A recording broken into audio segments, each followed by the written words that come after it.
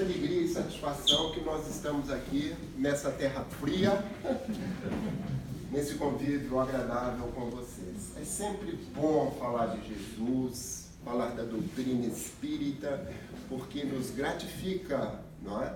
Nós passamos um pouquinho daquilo que nós aprendemos e recebemos muito de volta, porque cada vez que nós falamos de Jesus, parece que cai um pouco das névoas que toldam a nossa compreensão a respeito dessa figura maravilhosa de Jesus, o nosso mestre, nosso modelo. O nosso objetivo na noite é falarmos sobre laços de família, laços de afeto. O que significam para nós família, afeto? Por que isso realmente se faz relevante para o nosso entendimento e a nossa ascensão espiritual? O que significa para os irmãos o sagrado instituto da família? Como será que vocês se apercebem no grupo familiar do qual fazem parte? Por que será que Deus, Jesus, instituiu o sagrado ministério da família? Nosso mestre e Senhor, ele de forma bem forte, nos afirma que somente o amor nos resolve. Não é verdade? Ele congregou os 10 mandamentos mosaicos em apenas 2 mandamentos. Amar a Deus sobre todas as coisas e ao próximo como a si mesmo. Mas nós, espíritos imperfeitos, em processo de aperfeiçoamento, não sabemos amar de forma como Jesus deseja que nós amemos. É necessário treinarmos. E o melhor lugar para treinarmos é no nosso grupo familiar. O objetivo é aprendermos a amar a humanidade inteira, nos tornando verdadeiramente irmãos. Mas, puxa, é necessário que a gente comece a treinar um contingente menor. Então, no grupo familiar, se torna muito mais fácil. Lá no grupo familiar, nós temos os nossos pequenos. E nós os amamos porque são a nossa prole. Mas aprendendo a amar os nossos pequenos, nós passamos a amar também as crianças de outras pessoas. Naturalmente, nós nos enternecemos com as crianças de outros casais. Amamos os nossos avós, nossos pais, e quando nos deparamos com outros seres idosos, nós também nos tocamos. É natural que seja assim. Nós começamos a amar no nosso grupo consanguíneo, estendendo ali os laços de afeto e gradativamente, vida após vida, vamos aprendendo a amar todos, amando de forma incondicional. É um grande aprendizado. Deus nos deu a eternidade. Aí a importância do grupo familiar para nós ali estendermos laços de família, laços de afeto e gradativamente amarmos a todos. Entretanto, é um desafio muito grande. Amarmos verdadeiramente, como Jesus nos ensinou, aqueles que são nossos familiares. Se nós fizermos uma reflexão honesta agora, nós vamos ver que lá na nossa família nós amamos intensamente alguns poucos. Outros nem tanto. Alguns recebem o quanto muito a nossa indiferença. Não é assim? A gente diz, graças a Deus fulano não veio hoje. Não chegou a tempo. Mas não caiamos nessa armadilha, porque é uma armadilha. é justamente com essas almas difíceis que nós temos que estender os laços de afeto, aprender a amar. É a oportunidade maravilhosa que Deus nos dá, através do convívio familiar, amarmos aquela pessoa difícil que tem o nosso sangue, mas que não nos entende, que não fala a mesma língua que nós falamos. Então, quem que realmente na nossa família nós não temos assim tanto afeto? Com esses nós precisamos falar. Porque verdadeiramente é com essa pessoa ou com essas pessoas que nós precisamos chegar no nosso coração próximo. Observe bem a sua família. Você é filho de mãe solteira? Não conheceu seu pai? Você vive com os seus avós? Você é o filho mais velho de 9 irmãos ou mais novo? A sua família é do tipo italiana, onde todo mundo fala ao mesmo tempo, aos berros, gesticulando? O que você tem que aprender nesse grupo familiar? A ter paciência? A ser tolerante? Ou ao contrário, a sua família é do tipo alemã? Todo mundo calatão, fechadão? O que você tem que aprender com essas pessoas? A vencer a sua baixa autoestima? A aprender a carinhar, a amar? Então, se nós prestarmos atenção no contexto familiar aonde fomos inseridos, nós vamos ver que não foi por acaso, porque o acaso não existe. No capítulo 14 do Evangelho segundo o Espiritismo, honrai vosso pai e a vossa mãe, tem o item 8, parentesco corporal e espiritual, na qual Kardec coloca de forma muito clara como nós devemos nos ver no nosso grupo familiar. Me permitam ler um pequeno trecho. Os laços de sangue não estabelecem necessariamente os laços espirituais. O corpo procede do corpo, mas o espírito não procede do espírito, porque este existia antes da formação do corpo. Nós já sabemos isso, somos espíritas. O pai não gera o espírito do filho, fornece-lhe apenas um envoltório corporal, mas deve ajudar seu desenvolvimento intelectual e moral para o fazer progredir. Os espíritos que se encarnam numa mesma família, sobretudo como parentes próximos, são, mais frequentemente, espíritos simpáticos, ligados por relações anteriores, que se traduzem pela afeição durante a vida terrena, mas nem sempre.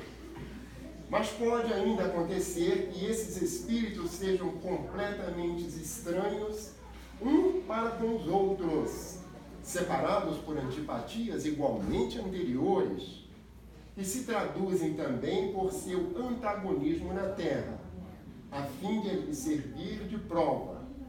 Os verdadeiros laços de família não são, portanto, os da consanguinidade, mas os da simpatia e da comunhão de pensamentos, que unem os espíritos antes, durante e após a encarnação, donde se segue que 2 seres nascidos de pais diferentes podem ser mais irmãos pelo espírito do que se o fossem pelo sangue. Podem, pois, atrair-se, procurar-se, tornar-se amigos, enquanto os 2 irmãos consanguíneos podem repelir-se, como vemos todos os dias.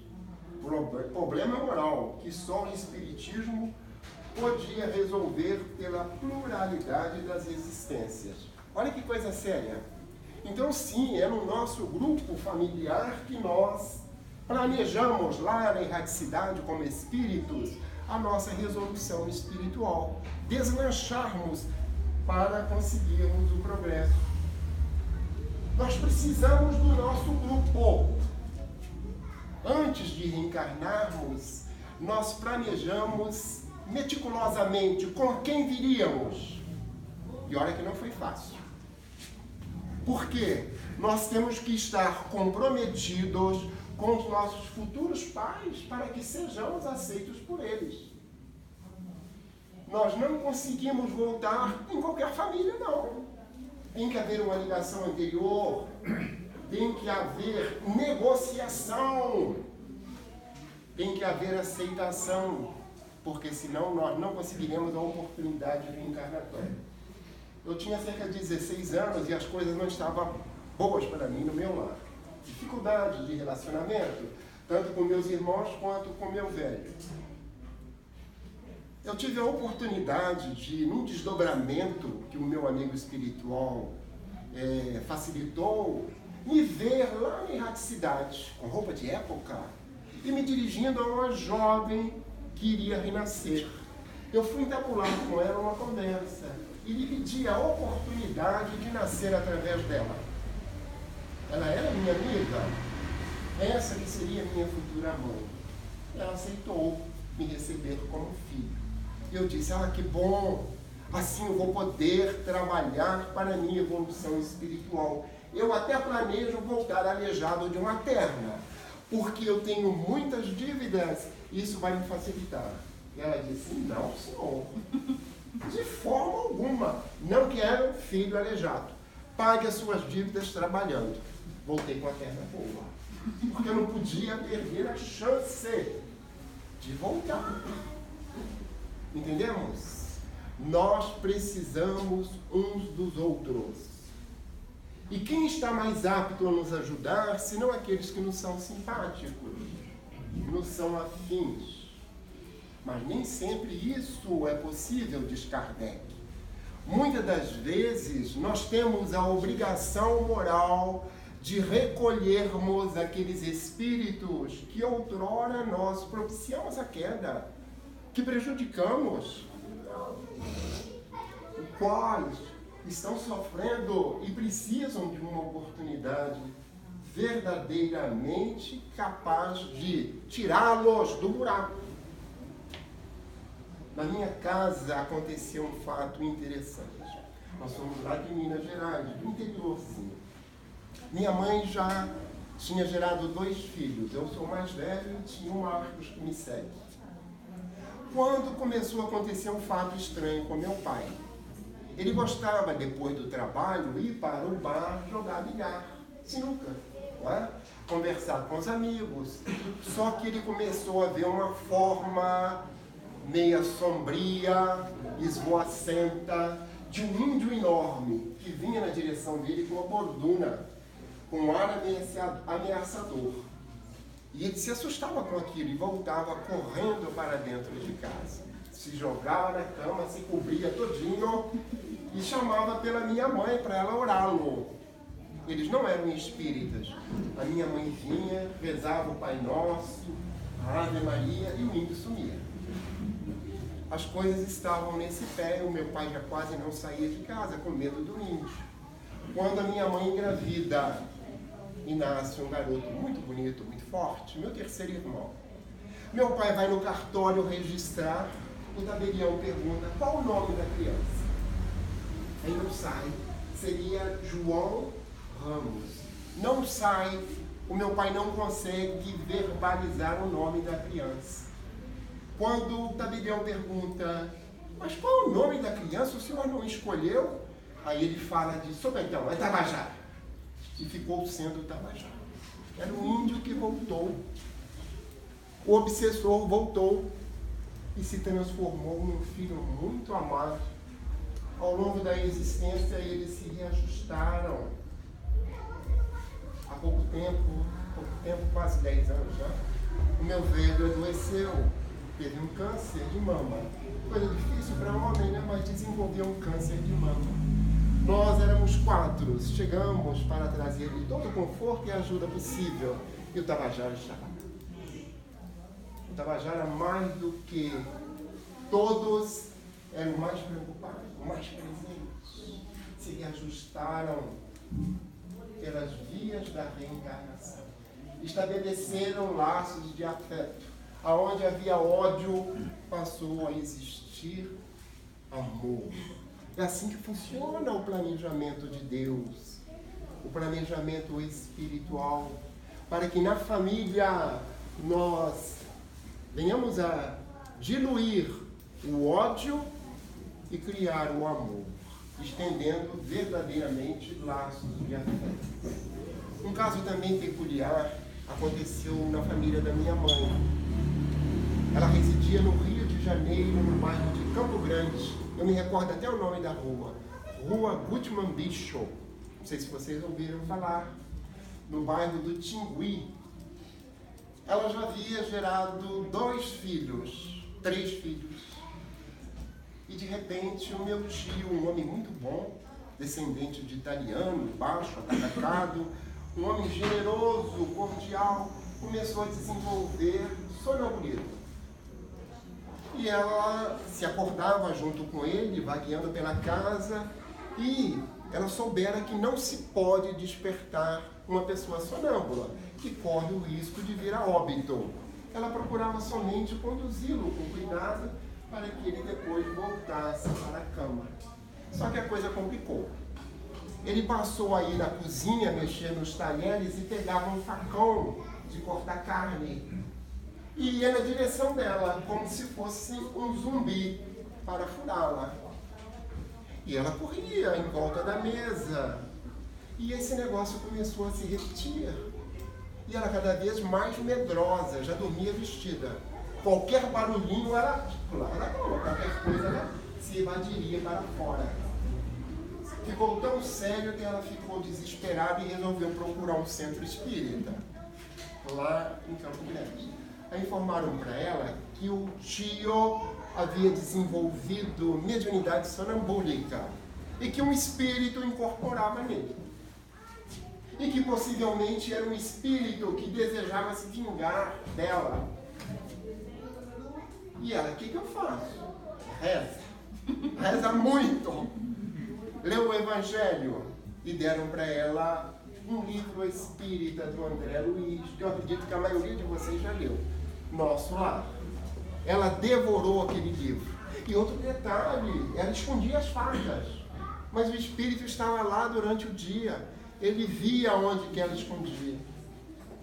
Porque ele estava dentro de casa. E no livro de André Luiz, que ela devora em menos de uma semana, ela compreende como que é esse trâmite entre os 2 planos da vida. Mas ela não sabe como se comportar.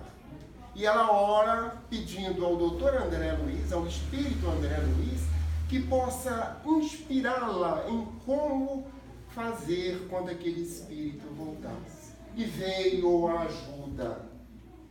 Ela percebeu que ela poderia negociar com ele. Olha que coisa. E ela ficou aguardando, vestida, né? Porque ela não era boba. Qualquer coisa, ela corria para a rua. Quando o tio desperta de madrugada e o espírito leva à cozinha e ele encontra a faca, ela a uma certa distância, do outro lado da mesa, ela fala: meu irmão, me perdoa. Se eu te prejudiquei algum dia, me desculpa. Ele para e começa a escutar. Eu me comprometo com você a te ajudar naquilo que for preciso. Eu te recebo como filho e prometo que nunca te bato. Olha que promessa maravilhosa. Prometo que nunca te bato. Quando ela falou isso, o espírito parado deixou a faca cair. E conduziu o tio até a cama e ele se deita. Ela espera uns minutos e vai até o quarto, o tio está lá roncando. Aí ela acorda ele, fala: Antônio, acorda! Vamos namorar. Vamos namorar. A solução é namorar. E ela engravida, sim. Engravida e nasce um menino muito bonito também. Que ela batiza como André Luiz. Agradecida ao doutor André, que ajudou-a a resolver esse problema sério. O André cresce, um menino inteligente, bom de coração, amigo. E o tio vem a desencarnar bastante tempo depois. E com quem que a Margarida foi morar? Com André Luiz. Olha que coisa maravilhosa. O André cuidou dela até pouco tempo, quando ela desencarna também. Assim funciona. Qual de nós não prejudicou em vidas pregressas a outras pessoas, a outros seres? Não é? Deus nos dá a oportunidade de trocarmos ódio por afeto, por amor. E é no Instituto da Família que nós conseguimos isso. Kardec nos diz que existe a família consanguínea, essa nossa aqui, material, mas que existe também a família espiritual. A família espiritual é aquele grupo maior na qual nós nos identificamos plenamente com o restante dos espíritos. Eu afirmo que quando nós desencarnarmos, seremos recebidos pela nossa família espiritual. E ali todos nos amam, porque existe identidade de pensamentos, de ideias, afinidade. E isso é muito bom, isso é fundamental. Seria maravilhoso se a família consanguínea também só tivesse membros da família espiritual. Mas se for assim, nós não nos resolveríamos com os antigos desafetos. Uma história fictícia. Um fazendeiro de grande posses de terras.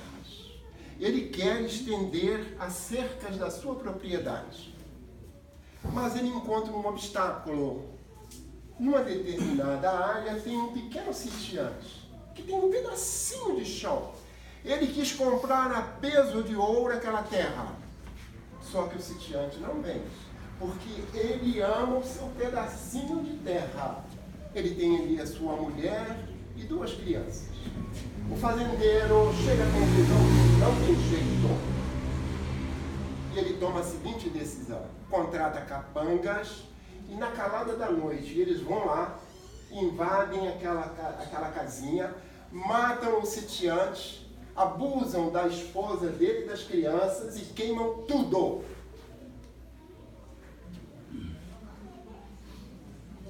Passados uns dias, a viúva vende a preço de bagatela aquela terra. Ela está horrorizada, ela tem que fugir dali.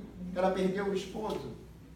Aquele espírito que foi assassinado, como é que ele chega lá no plano espiritual? Amando o fazendeiro? Não. Ele chega lá ansioso por beber o sangue do fazendeiro. Mas tem um detalhe. Ele chega no mundo espiritual como vítima. E vítima tem um tratamento diferenciado. Os amigos espirituais, os irmãos da sua família espiritual o envolvem, o acalentam, o aconchegam, fazem com que ele adormeça. Sonoterapia é muito bom. Ele relaxa, descansa, mas o ódio está latente. Gradativamente ele vai despertando. E ele quer se vingar. Mas o grupo abafa o sentimento de ódio. Tem que perdoar. Jesus nos ensinou o perdão das ofensas. É necessário perdoar. Nada é por acaso. Possivelmente você fez alguma coisa também. Isso foi o troco. Calma. E ele vai serenando aos poucos. Até que depois de muita prece, de bons conselhos, ele toma a resolução de perdoar. Ele diz assim: eu vou perdoar. Eu perdoo. Não vou me vingar. Eu perdoo. Mas não quero nem isso. Não. Não basta não se vingar. Tem que ser de coração. E você só pode provar que é de coração nascendo lá, na casa do fazendeiro, da família dele. Olha que coisa terrível. A gente nascer daquele que nos ofendeu, sermos filho, ou recebermos como filho. Ele se prepara durante anos, até que um dia, mais fortificado, ele renasce na família do fazendeiro. Ele é filho do fazendeiro, aquele filho temporão. Como será o relacionamento dele com o fazendeiro, que agora é o seu pai? Será ameno? Será suave? Será afetuoso? Não. Caiu o véu do esquecimento. A gente não lembra, mas está tudo registrado aqui no nosso subconsciente.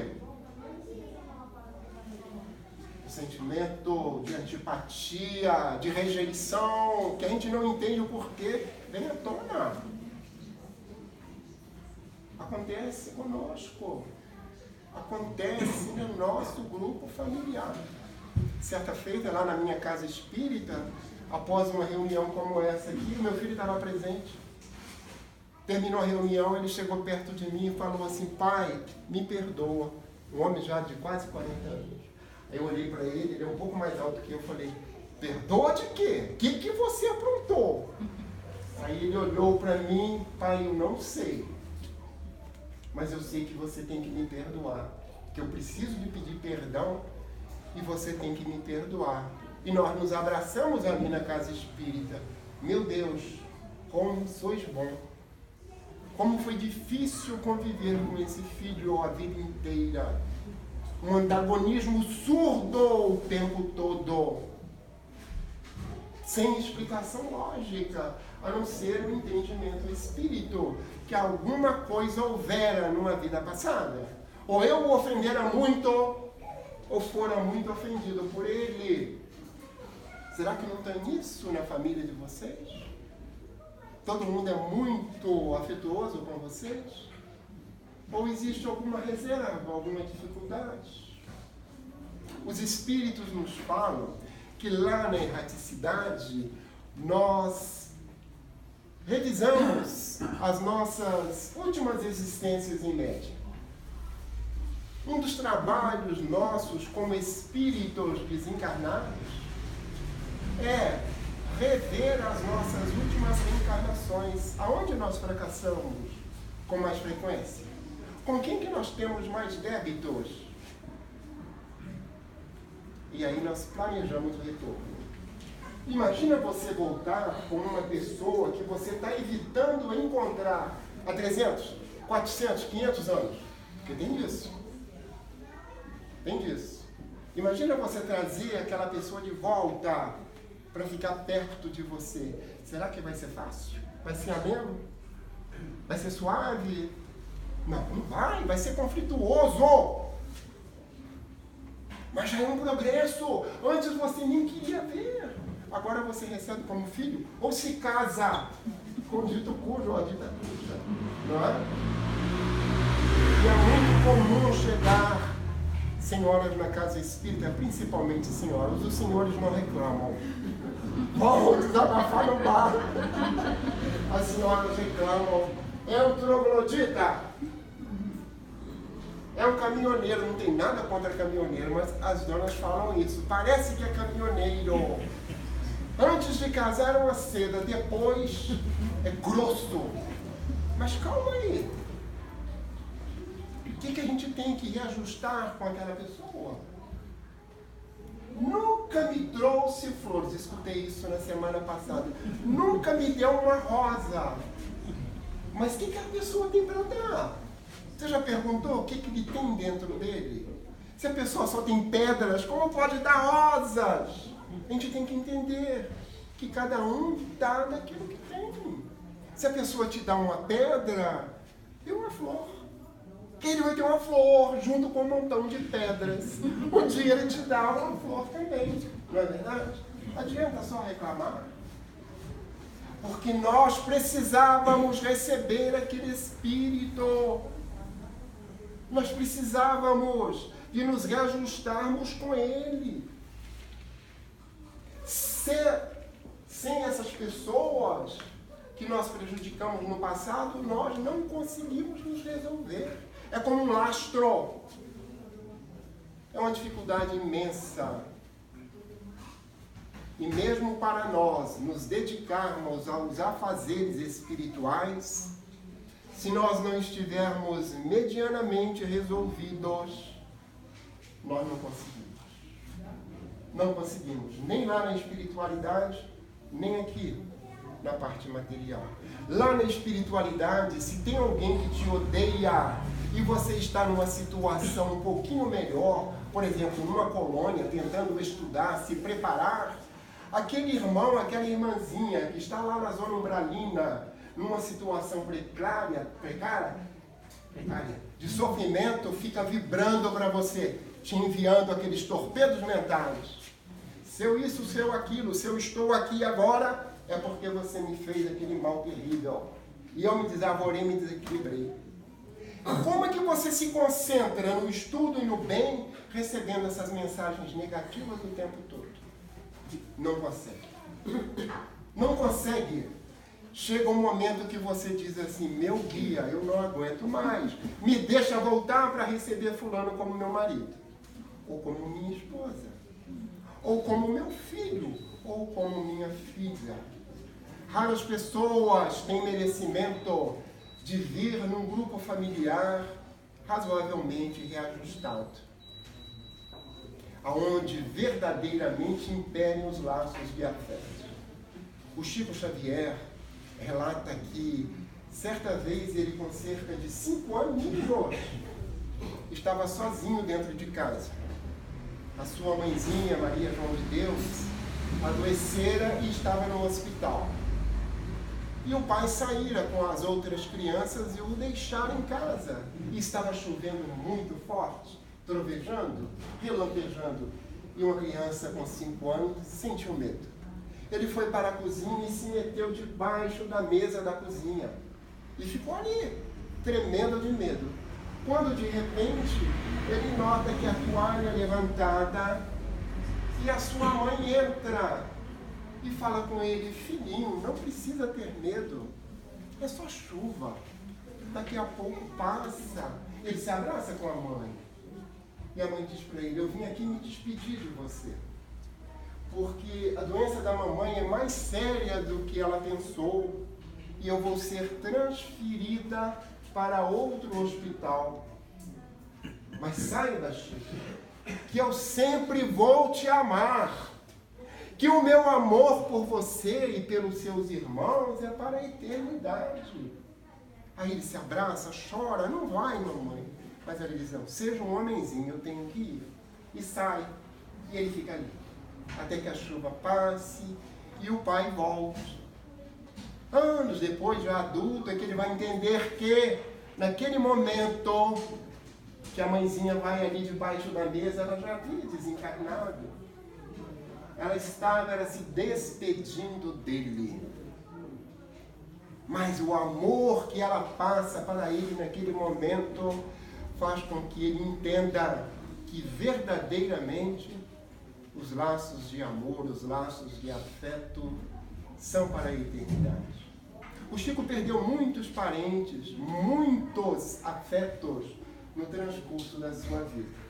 Uma vez perguntaram a ele que se ele tivesse alguma reclamação para fazer, quando ele voltasse à pátria espiritual, qual seria? Olha só que pergunta matreira, né?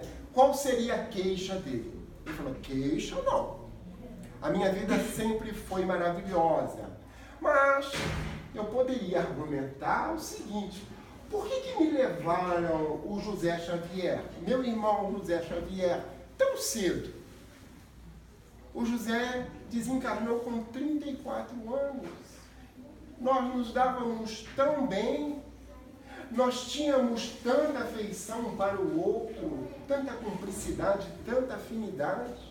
Ele me fez tanta falta, não seria uma queixa, mas um esclarecimento. Por quê? Vejam só, no Livro dos Espíritos, no comentário de Kardec, a questão aqui, 938A, Kardec fala o seguinte, a natureza deu ao homem a necessidade de amar e de ser amado. Um dos maiores prazeres que lhe são concedidos na terra é o de encontrar corações que simpatizem com o seu. Dá-lhe ela, assim, as primícias da felicidade que lhe está reservada no mundo dos espíritos perfeitos, onde tudo é amor e benevolência. Esse prazer é recusado ao egoísta. Então, quando nós encontramos verdadeiramente aqui na Terra um espírito com o qual nós nos afinizamos, aquela identificação pura, sincera, de amor verdadeiro, é o céu na Terra. É o céu na Terra.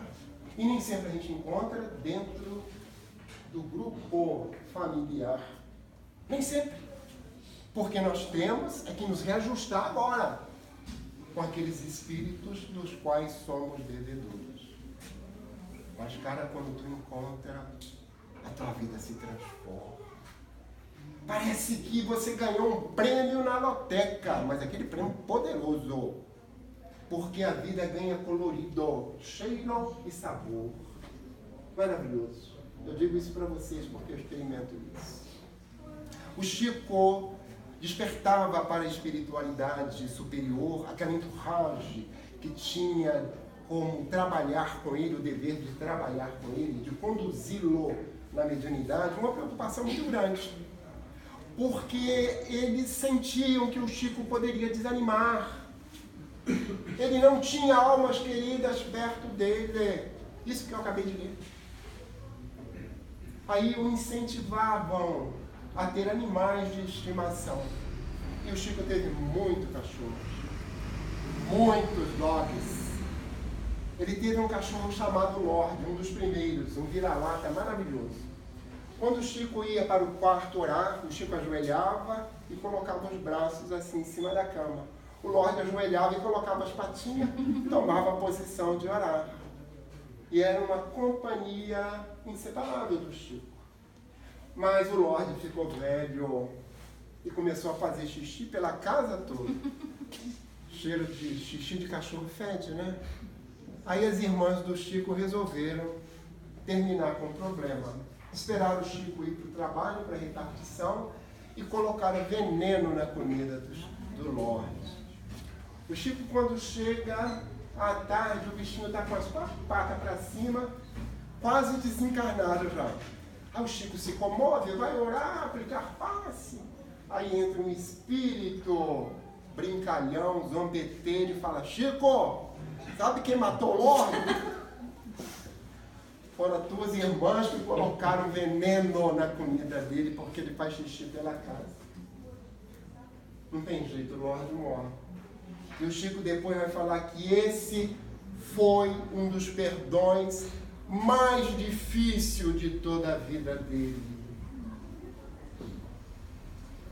Cara, realmente é difícil você perder quem você ama. Como é difícil. Como dói lá dentro. A vida parece que não tem mais sentido, mesmo que seja um Lorde, não é? Mesmo que seja um gatinho. Porque a gente dá, mas um animalzinho devolve com carinho, com fidelidade. E nos alimenta de afeto. Eu não compreendia isso muito bem, até que eu ganhei um cachorrinho também, me afeiçoei ao bichinho. Como que é gostoso receber aquele afeto sincero. Você sabe que é sincero, porque você não precisa agradar o bicho. Ele simplesmente é dessa forma. Então a família, o Sagrado Instituto da Família, é o nosso laboratório por excelência para aprendermos a estender os laços de afeto para a humanidade inteira. O Chico nunca casou, né? Ele adotou a família universal como sua. Ele amava. Mas vejam só, não pode ser um amor qualquer. Jesus nos pede um amor diferenciado. Amai-vos uns aos outros como eu vos amei. Olha só. É um amor diferente que Jesus nos pede. O amor incondicional. A pessoa que eu preciso amar não precisa me amar. Eu tenho que dar amor incondicional. Ela pode ser truculenta, egoísta, malfazeja, vingativa. Mas se eu pertenço a Jesus, a gente tem que desenvolver o amor que ele nos pede. Amor incondicional e equânime, que quer dizer da mesma intensidade para com aqueles que te devolvem o amor. Não pode dar menos, porque Jesus nunca dá menos amor. Ele ama a todos. Ele chega a se a Judas e fala: meu amigo, vai, faz o que tu tens que fazer. Olha que coisa maravilhosa. E Judas sai para vendê-lo. Meu amigo, faz o que tu tens que fazer. E logo que ele perece na cruz, a sua primeira providência é lá embaixo, buscar o amigo que havia se suicidado, estava lá nas regiões infernais. Olha que coisa séria. Irmã Dulce também. Naquele tempo, os pais contratavam casamentos para as filhas, não é? Com a irmã Dulce não seria diferente. O pai arrumou o casamento com o filho de um amigo dele. Ficar tudo em família. Só que Dulce tinha outros planos. Com 16 anos, ela já era diferente. Ela não pensava no amor, no selinho, no beijo na boca, nada disso. Ela pensava em amar conforme Jesus pedira. Ela foi à missa com uma amiga e no regresso ela viu um grupo, 2 famílias sem teto na rua. E ela se condói, o coração chora por aquelas pessoas desabrigadas. E ela, qual uma galinha brigando os pintainhos, os arregimenta e fala: eu sei onde tem casas para vocês. Próximo da rua dela tinha 2 casas fechadas. Ela vai e arromba a porta das casas e coloca as famílias. O pai, quando sabe disso, fica desarvorado. Não tem jeito, essa menina não tem jeito. E ele compreende que ela nunca teria uma família tradicional. Ele respeita isso. E ela se torna irmã de caridade. Os espíritos dizem que é um karma muito ruim para quem separa os membros de uma família. Que reverbera durante muito tempo para aquela pessoa que foi o autor desse engano terrível. Nós estamos há 73 anos do fim da Segunda Grande Guerra Mundial. Um momento de provas intensas, de muitos sofrimentos, de muitas dores. Os amigos espirituais nos falam que aquelas famílias que foram separadas em função da Grande Guerra Mundial vão demorar cerca de 500, 600, 700 anos para poderem estar juntos de novo. Imagina a dificuldade para esses espíritos. O quão foi penoso para eles, para o seu progresso, a separação. Quanta dificuldade. Eu me recordo da história de um homem que sofreu esse processo entre tantos. Chamava-se Viktor Frankl. Ele foi para um campo de concentração, a mulher foi colocada em outro, o pai num outro, a mãe num outro. Ele conta que trabalhou como escravo de 1942 a 1945, em Auschwitz.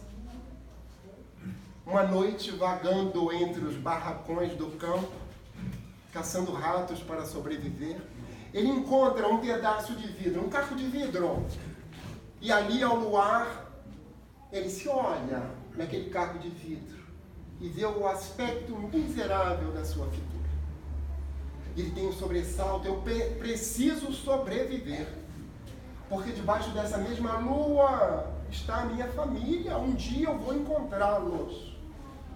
Eu vou encontrar cada um deles. E com aquele caco de vidro ele raspa a sua barba, corta o seu cabelo, ele se machuca todo, na esperança de sobreviver. Quando a tropa norte-americana entra no campo e eles são libertados, os prisioneiros são libertados. Ele é convocado pelo coronel, o comandante da tropa, e ele pergunta: quem é o senhor? Ele se nomeia. O que o senhor fazia? Eu sou médico, eu sou psiquiatra, neurologista. O que o senhor deseja? O que eu posso fazer pelo senhor? Me ajuda a encontrar a minha família. A única coisa que eu desejo é encontrar a minha família. E aquele oficial se condói pela situação dele e o ajuda. Mas não resta um vivo, todos desencarnados. Victor teria tudo para ser um homem mau, destituído de humanidade, de amor, mas pelo contrário, ele se transforma num benfeitor da humanidade. Como psiquiatra, como estudante da personalidade humana, da psique, ele desenvolve uma ciência nova, a logosofia, que faz com que nós possamos entender essas distorções que acontecem conosco quando sob pressão, injunções outras, que nos descaracterizam como seres humanos e nos transformam em feras, um benfeitor da humanidade. Então, meus queridos, eu sei que está chegando a minha hora. O nosso propósito nesta noite não é dizer para você, para ser mais sorridente no seu grupo familiar, mais afável, ou mais severo, ou mais cobrador, nada disso. É simplesmente chamar a atenção para essa oportunidade maravilhosa que é o nosso grupo familiar, que a gente não perca essa chance de se reconciliar com esses irmãos que vieram de outras existências para se reconciliar conosco. Que a gente possa voltar bem resolvidos, que eles passam a fazer parte da nossa família espiritual, ou pelo menos não serem simpáticos.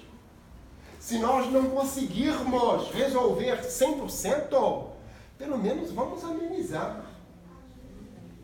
Se nós não conseguirmos ter tanta afinidade, pelo menos vamos ser simpáticos, amigos, sociáveis.